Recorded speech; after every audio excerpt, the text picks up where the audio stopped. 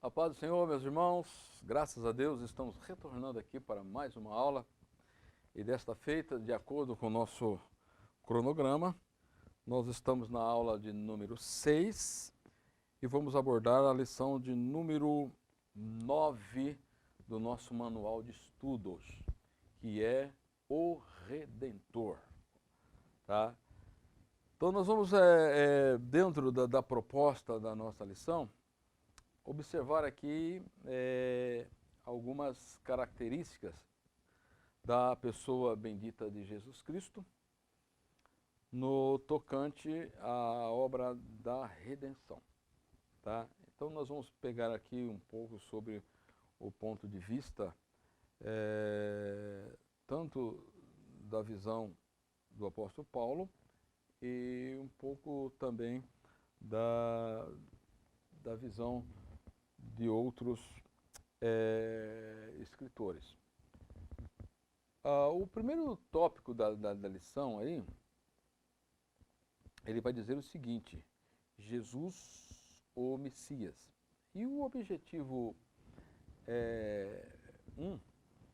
ele descreve o seguinte: Jesus como Messias crucificado e triunfante.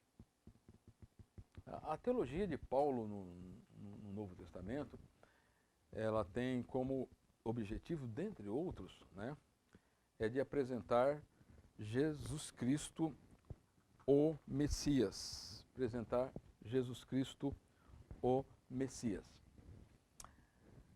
Então é necessário que nós tenhamos aqui uma visão de como era a compreensão que eles tinham de Jesus no Antigo Testamento.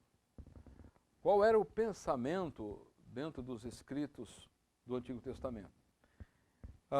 Ele aludia aos acontecimentos no Antigo Testamento. Quando você pega o apóstolo Paulo, ele tomava o Antigo Testamento, e assim como todos os escritores, para fundamentar as suas ideias, tá? Por outro lado, nós vamos ter também a grande tradição oral, como eles entendiam e compreendiam esse labor teológico com indicação ao Messias. Partindo desse princípio,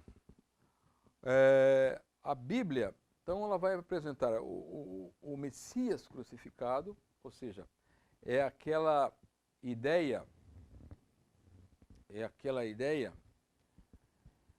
que a crucificação de Cristo é uma das colunas vitais, tá, da vida pessoal e também do ministério de Paulo. Tudo o que o apóstolo Paulo ele vem falar sobre o Cristo crucificado está relacionado com a vida pessoal do apóstolo Paulo. Haja visto que quando o apóstolo Paulo ele teve o encontro com Jesus lá na estrada de Damasco, no diálogo, tá? Que por 3 vezes o Atos dos Apóstolos ele apresenta, tá? Que o primeiro é uma narrativa histórica de Judas, de Lucas, melhor dizendo, e os outros 2 relatos, que é uma declaração pessoal de Paulo, quando ele apresenta a sua testemunha, quando ele está preso em Jerusalém para ser conduzido a Roma, tá? Então nós precisamos analisar então. Então, quando você parte desse pressuposto, você precisa analisar quais são as implicações da ressurreição do Messias na obra da ressurreição. Tá? O que representa isso? Tá? O que representa isso? Tá, então, uma outra questão que nós precisamos ter em mente, que é a do Messias triunfante. Tá? Então você tem o Messias crucificado, o Messias triunfante é a ideia do Cristo ressurreto e do Cristo glorificado. Então a teologia de Paulo, ela tem a perspectiva do Cristo ressurreto e do Cristo glorificado, tá? Porque quando você pega Cristo na crucificação, você vai ter a ideia nítida ali do que a Bíblia chama da expiação, tá? Quando Cristo ele se coloca no lugar do pecador para expiar o pecado dos pecadores. O Cristo sem pecado, que não tinha pecado, ele dá a sua vida, tá? Para sofrer nele, tá? Toda aquela ojeriza que Deus tem pelo pecado e pelo pecador por causa das suas práticas pecaminosas, que ele tinha que ser julgado, teria que ser executado. Então Cristo ele toma os nossos pecados, tá? E ele se coloca diante de Deus, tá? Para expiar ou para pagar a conta que era nossa, tá? Então ali na cruz Cristo recebe então toda a aversão que Deus, a ira de Deus pelo pecado, tá? Então Cristo estava ali sendo moído, tá? Estava recebendo o justo castigo, a justa punição pelo pecado, pelos nossos pecados, tá? Então a importância da crucificação na obra da redenção, ela está exatamente aí, era expiação, tá? Cristo estava dando a sua vida pelos nossos pecados, pelo pecado da humanidade. E aí quando nós olhamos o Cristo ressuscitado, o que vai implicar então nesta ressurreição de Cristo? O que implica? Quais são os resultados disso? Tá? Então, quando nós olhamos para a teologia de Paulo, nós vamos ver pelo menos 5 aspectos, ou cinco coisas muito interessantes relacionados à ressurreição do Senhor Jesus. Lá em Romanos capítulo 2, versículo 16, vai nos dizer o seguinte: no dia em que Deus há de julgar os segredos dos homens por Jesus Cristo, segundo o Evangelho. Então, a ideia que se tem aqui, que Jesus, ele ressuscita dos mortos para poder julgar os segredos dos homens, segundo o Evangelho. Tá, então, segundo o Evangelho, Cristo deveria vir, a encarnação, a morte e ressurreição. Tá, então, ele só pode julgar porque ele está vivo. Então, Cristo ressuscita para poder julgar os segredos dos homens. Romanos 4, 25 diz o seguinte: o qual por nossos pecados foi entregue e ressuscitou para a nossa justificação. Então, um segundo ponto aqui, Jesus, ele ressuscitou para poder justificar os pecadores. Só nessa condição que ele poderia justificar os pecadores. Uma terceira coisa que podemos observar aqui, Romanos 6 e 4. De sorte que fomos sepultados com ele pelo batismo na sua morte, para que, como Cristo foi ressuscitado dentre os mortos, pela glória do Pai, assim andemos também em novidade de vida. Então, a ideia que se tem aqui é que Cristo ressuscitou além de justificar na condição de pecadores, agora na condição de crentes, para nos santificar. Ele ressuscita para santificar os crentes. Tá? Então, primeiro, para julgar o mundo. Segundo, para justificar os pecadores. Em terceiro, para santificar os crentes. Romanos 6:4. Uma outra razão da ressurreição de Cristo, uma outra aplicação que o apóstolo Paulo faz, que está lá em Romanos 9:28, em comum com Romanos 10, de 6 a 13. Tá, então Cristo, ele ressuscita, vejam só, porque ele completará a obra e abreviá-la com justiça, porque o Senhor fará breve a obra sobre a terra. Tá, então ele ressuscita para cumprir os objetivos estabelecidos pelo Pai. No que diz respeito ao mundo caído, no que diz respeito aos anjos caídos, no que diz respeito à restauração dos céus e da terra e a restauração também da nação de Israel. Somente o Cristo ressuscitado é que poderia complementar os objetivos de Deus. E por último, ele vai colocar aqui que Cristo ressuscitou para poder transformar os santos. Transformar os santos. Quando nós pegamos Romanos 12:1 e também pegamos capítulo 8 de Romanos, tá? A Bíblia vai dizer que nós estamos sendo transformados de glória em glória, tá? Na mesma imagem, a semelhança de Cristo. Mas isto vai chegar ao momento do seu auge, em que os que morreram em Cristo serão ressuscitados.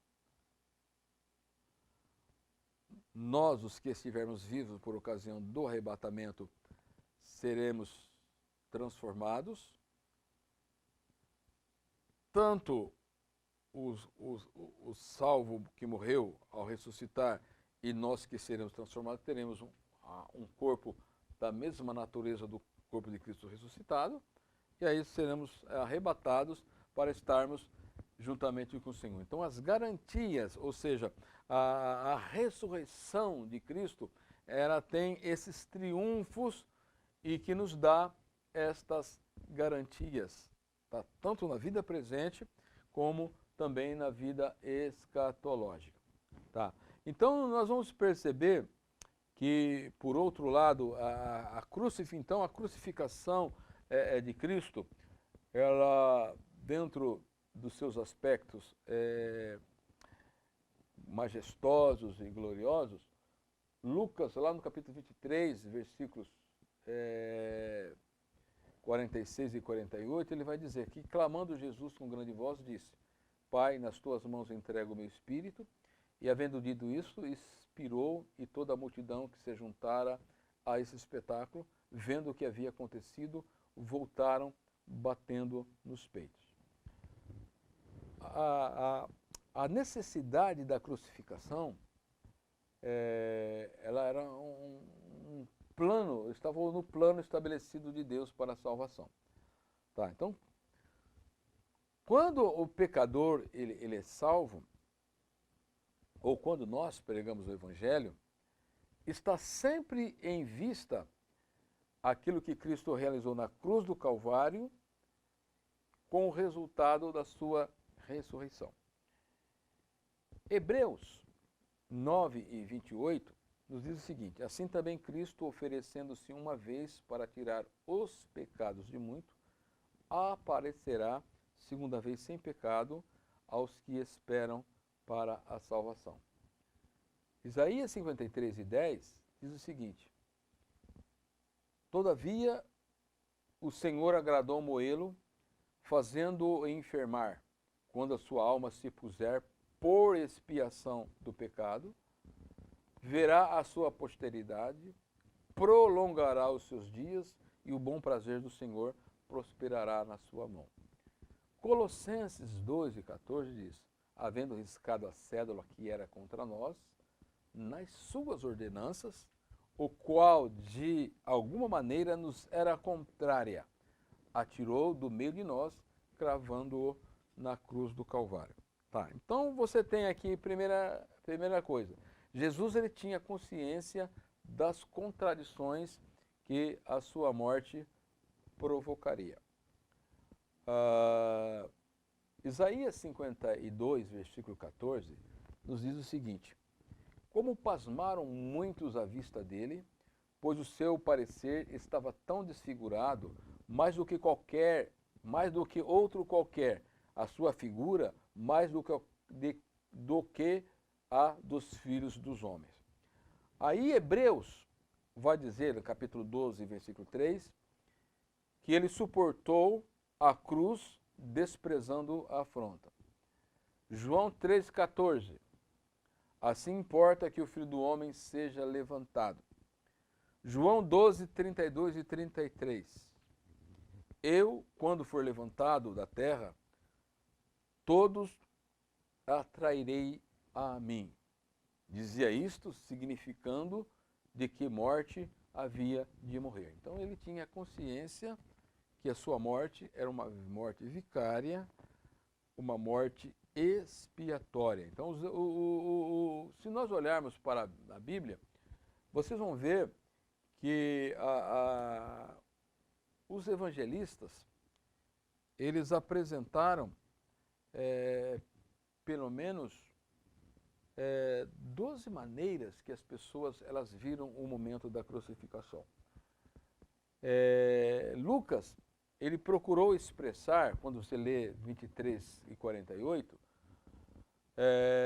o que todos tinham condições de formularem as suas ideias e tirar as suas conclusões acerca de Jesus, que era, em tese, uma pessoa conhecida de todos, porque Marcos 1:28 vai dizer que a fama de Jesus correu por toda a Galileia, Lucas 4:33, 4 e 25, que a sua fama divulgou-se por todos os lugares da Palestina, que a sua fama correu por toda a Síria e que até Herodes ouviu da sua fama. Tá?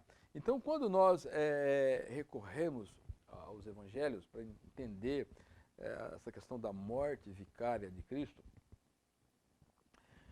Lucas 23 e 36 vai dizer que os soldados que participavam ali da crucificação, eles viram Jesus como um criminoso. Trataram ele com crueldade, prazer em praticar o mal, trataram com escárnio, dizendo: se tu és o rei dos judeus, salva-te a ti mesmo. O ladrão da esquerda viu Jesus como um malfeitor, Lucas 23, 39. Porque tudo ele viu de uma forma imperfeita, ele tratou Jesus com dureza de coração. Se tu és o Cristo, salva-te a ti mesmo e a nós.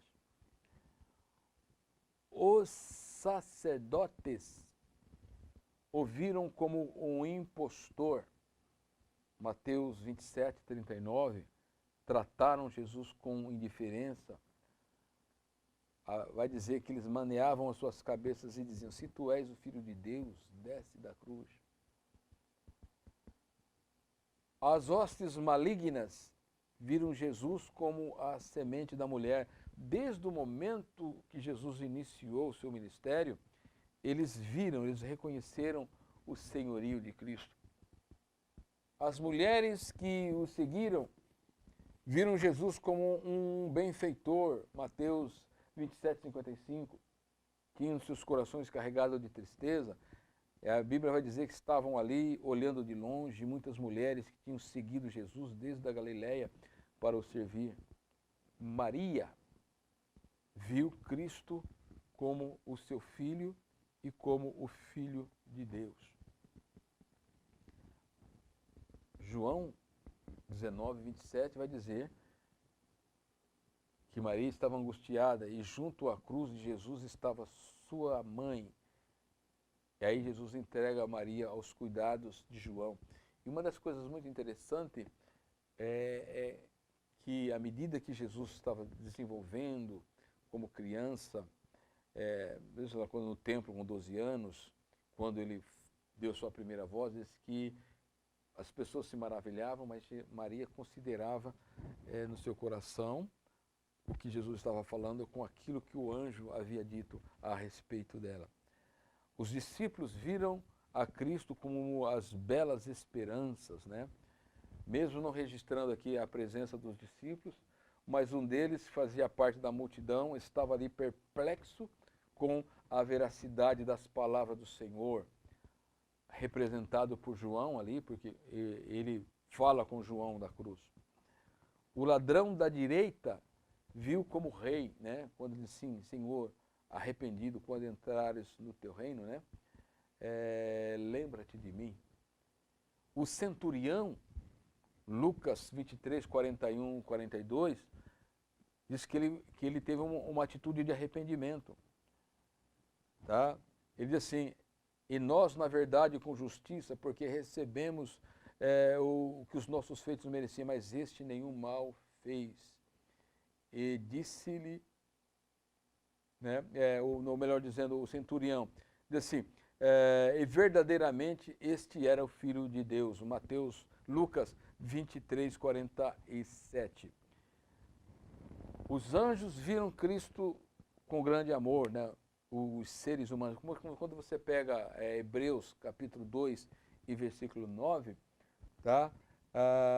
Você vai ter essa ideia, porque toda a natureza, o universo, estava centralizado naquele momento da morte de cruz, né? Mas é interessante como Deus vê Cristo, né, na sua obediência, sendo obediente até morte e morte de cruz.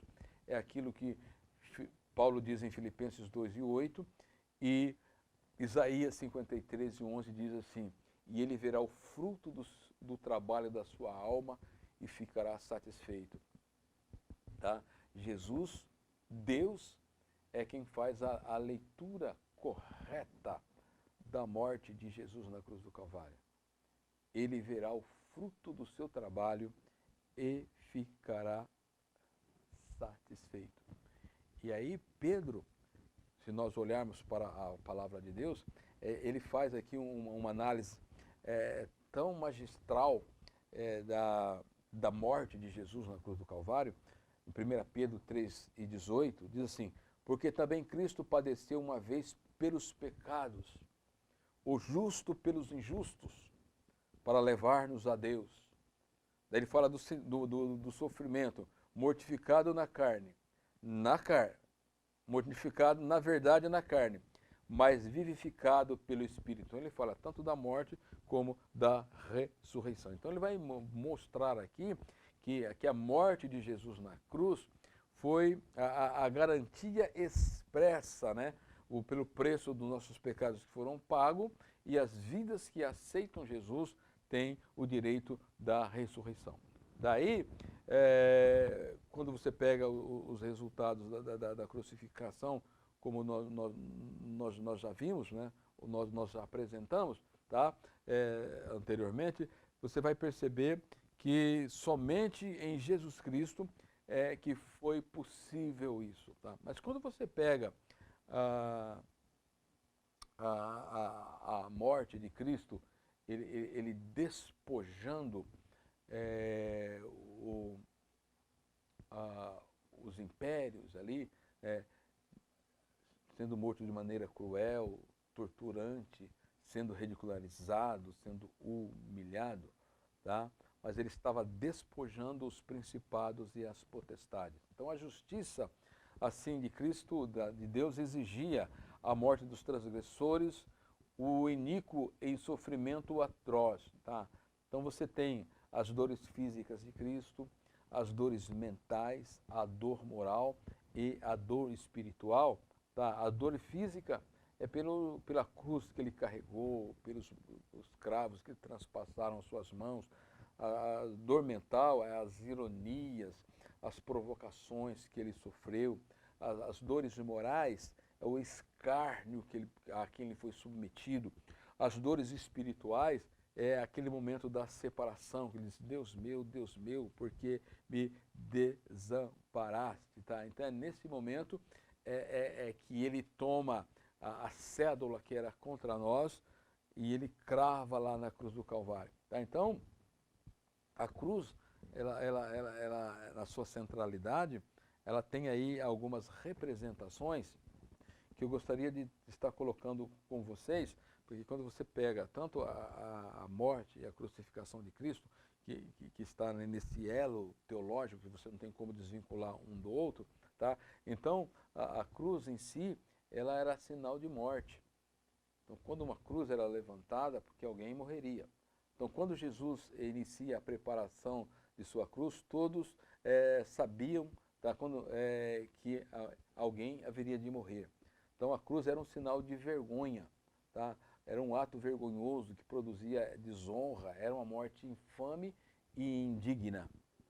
A cruz era um sinal de condenação. Sempre quando uma cruz estava sendo preparada, um condenado haveria de morrer pela sua reprovação e censura pelo modo de viver. Mas Cristo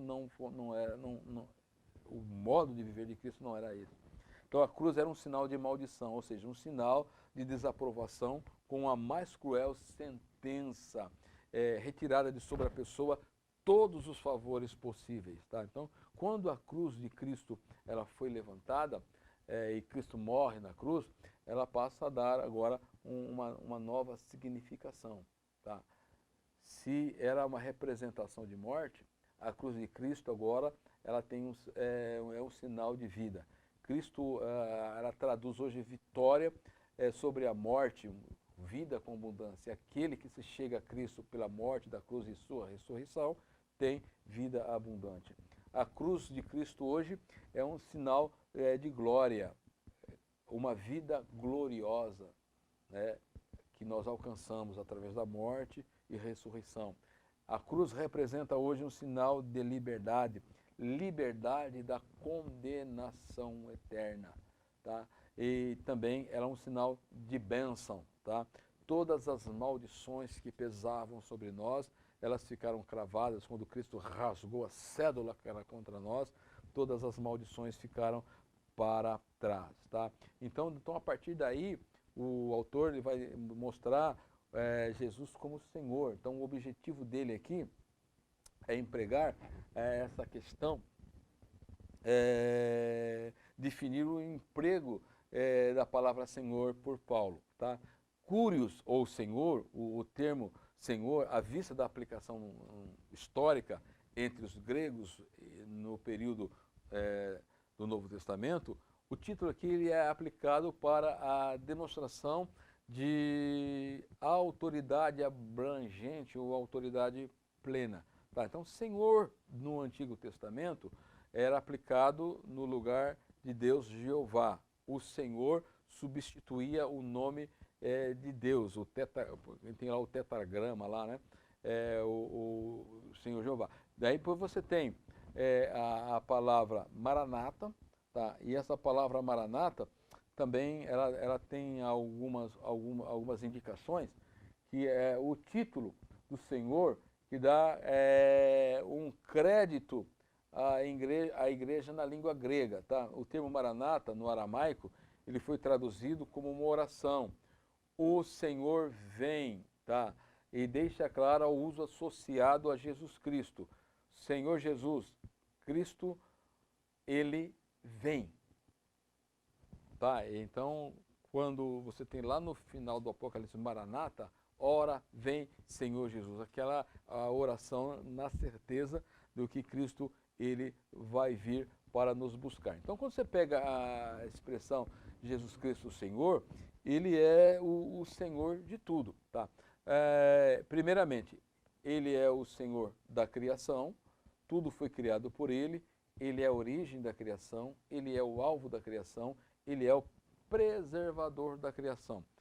Ele é o Senhor da igreja. Os escritos de Paulo nos dizem que toda a área da vida cristã está sujeita a Cristo. São significativas as expressões aplicadas no contexto de Cristo, a sua igreja, em Cristo ou com Cristo. Tá? Então, diante dessa questão, é que Paulo, em Colossenses 1 e 14, ele vai apresentar Cristo como o cabeça do corpo da igreja.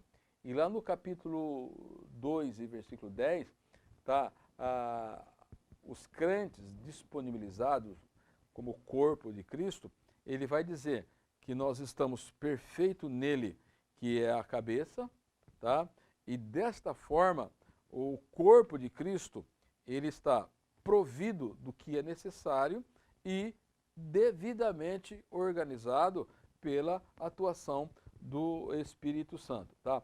Daí depois ele vai colocar Cristo como o Senhor do futuro, tá? Examinar aqui a extensão do senhorio de Cristo. Então ele é o Senhor do mundo, o Criador do mundo, o Senhor da igreja em todos os seus aspectos, e ele é o Senhor do futuro, tá? Nessa expressão, na expressão lá, Maranata,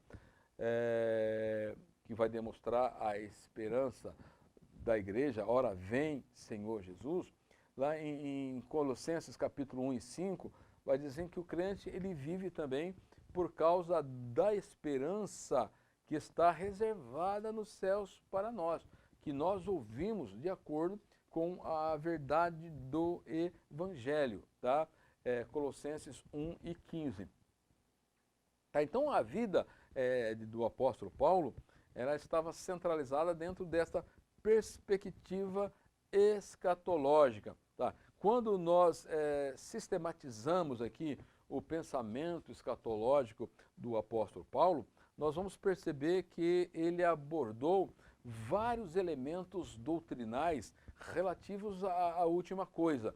Tá? E aí ele encerra tudo isso dentro daquela perspectiva da glória por vir. Tá? Quando você pega Romanos 8 e 18, 14 e 17, você tem essa ideia. Tá? Quando você tenta sistematizar a doutrina de Paulo, escatológica, você vai perceber que ele vai abordar sobre o arrebatamento da igreja, como se dará esse momento do arrebatamento da igreja em relação aos que já partiram para Cristo, que morreram, e aqueles que ainda estão vivos. Lá em 1 Tessalonicenses 4, de 13 a 18, ele aborda isso.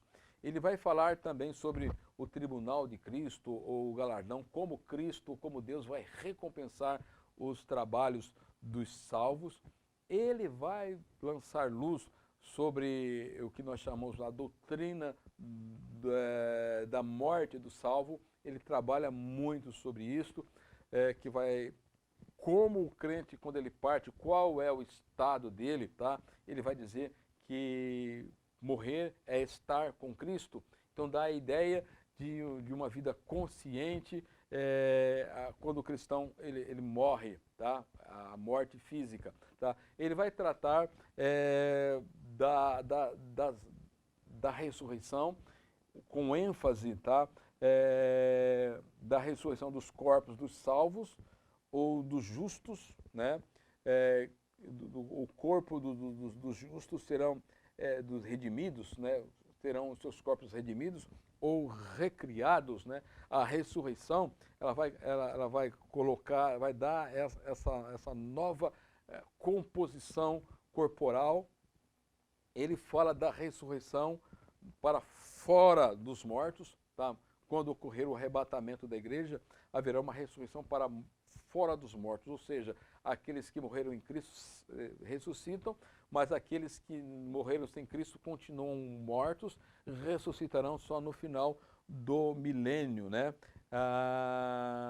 E aí, quando você pega lá em Coríntios, 1 Coríntios capítulo 15, ele vai demonstrar aí algumas características de como será este novo corpo da ressurreição.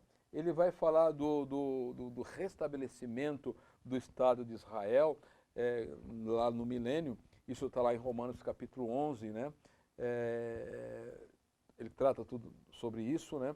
E os versículos 25, parte B e 26, ele dá esse enfoque, tá? Então nós precisamos analisar, eu coloquei aqui alguns elementos doutrinais, né?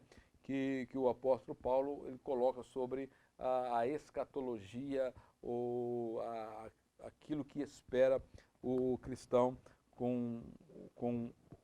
que se vai desencadear com o arrebatamento da igreja. Depois ele vai apresentar aqui Jesus como o Senhor da glória. Cristo detém em si ou possui em si toda a glória. Lá em 1 Coríntios 2 e 8, tem essa expressão Senhor da glória. É um dos atributos de Deus, né? Toda a glória. Ou é a possessão exclusiva da divindade. Tá? O momento que antecederá o estado eterno, né? A apoteose, tá? Quando o crente, o cristão, ele entrará na eterna glória. Paulo ele diz lá em Filipenses capítulo 2 e versículo 11, né? Que toda língua dobrará o seu joelho e toda língua confessará que Jesus Cristo é o Senhor, para a glória de Deus Pai, e é a glória também do próprio Cristo. E por último, nós vamos ter que Jesus é o último Adão, objetivo 4, porque a ideia aqui é contrastar Adão, o primeiro Adão com o segundo Adão. Quando você pega essa ideia que Paulo trabalha, tá? É que o primeiro Adão, por ele o pecado entrou no mundo, o segundo Adão veio a redenção. No segundo Adão, no primeiro Adão, o seu pecado trouxe condenação, em Cristo, que é o segundo Adão, trouxe a justificação. O primeiro Adão, por seu pecado, veio a morte sobre todos os homens, em Cristo, o segundo Adão, por ele veio a vida a todos quantos creem. Então você tem aqui Adão, o primeiro Adão, desobediência, condenação. Jesus, obediência e santificação. Morte, tá? O Adão, ele é a expressão máxima da morte, é o cabeça federal de uma ordem caída, tá? Então, desobediência, condenação e morte. Então, Adão é a cabeça federal de uma ordem caída. Jesus, na obediência, justificação e vida, é o cabeça federal de uma nova ordem, de uma nova humanidade, aquilo que o apóstolo Paulo ele fala na sua carta aos Efésios, tá? Então, você tem que Jesus é a plenitude de Deus, ou é a imagem de Deus, tá?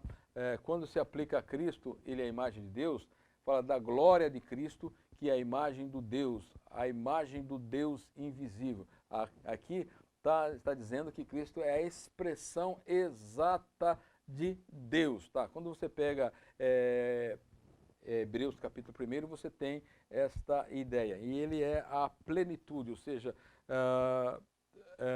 quando você pega Colossenses 1 e 19, porque foi do agrado do Pai que toda a plenitude nele habitasse. Corporalmente, o Cristo encarnado habitava nele corporalmente toda a plenitude da divindade. Mesmo que nós não percebêssemos, ou que os discípulos não percebessem isso, mas isso estava implícito em Cristo. Então, por isso que quando Deus o exalta soberanamente, tá? Cristo ressurreto recebe um corpo glorioso, tá? Então é aquela ideia que quando você recorre ao capítulo 5 de Apocalipse, você vai ter essa ideia do Cristo glorificado, né? João, quando ele vira os olhos, ele apresenta para ele a raiz de Davi, um cordeiro como tinha sido morto, né? Mas ele vai ter a ideia ali do leão da tribo de Judá, a realeza gloriosa e poderosa, né? Então, que Deus em Cristo nos ajude, que Deus em Cristo nos abençoe. Até a próxima aula, em nome de Jesus. Amém.